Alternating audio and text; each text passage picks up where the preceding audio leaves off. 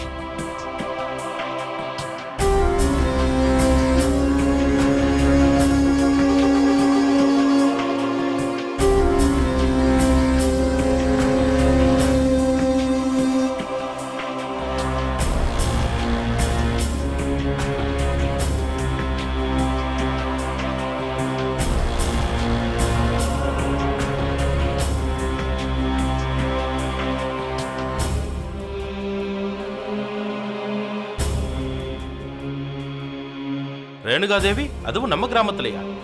என்ன விஷயமா வந்திருப்பாங்க? திடீர்னு மந்திரி மேடம் நம்ம கிராமத்துக்கு என்ன வேலையா வந்திருப்பாங்க? வணக்கம் ரேணுகா தேவி அம்மா. வணக்கம். இத பாருங்க, இதுல ஆதித்யாவோட தப்பு எதுவுமே இல்ல. ஏதோ ஒரு மிஸ் அண்டர்ஸ்டாண்டிங் ஆயிடுச்சு. அந்த காரணத்தினாலதான் நான் இங்க கிளம்பி வந்திருக்கேன். அப்புறம் உங்க எல்லாரையும் உசுப்பேத்தி விட்டவன், பிளானை மாத்தி போட்டவன், அதோ அவன்தான்.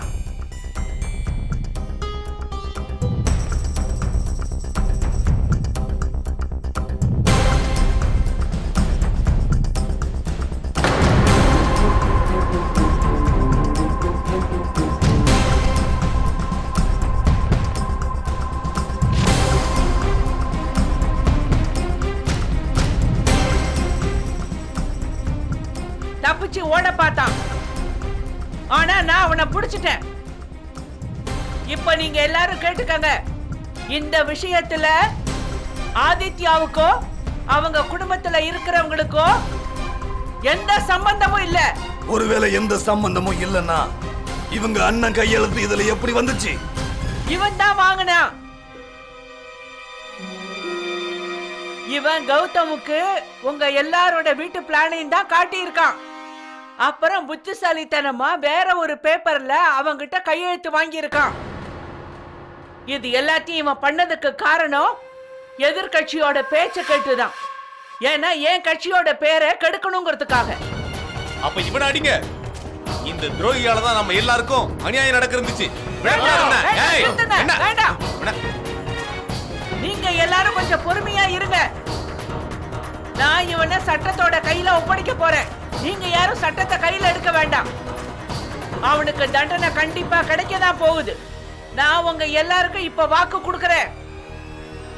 இத பார்ப்பியே, இவனை கூட்டிட்டு போ, அப்புறம் ஜெயில போடு. இவன் வாழ்க்கை பூரா அங்கேயே கஷ்டப்படட்டும்.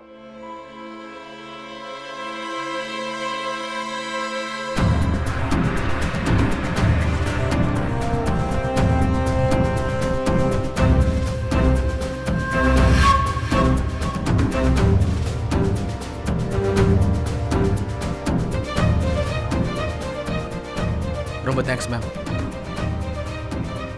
ஒருவேளை நீங்க இங்க வராம இருந்தா என்ன ஆயிருக்கும் தெரியல. இதுல நன்றி சொல்றதுக்கு ஒண்ணுமே இல்ல. நான் என்னோட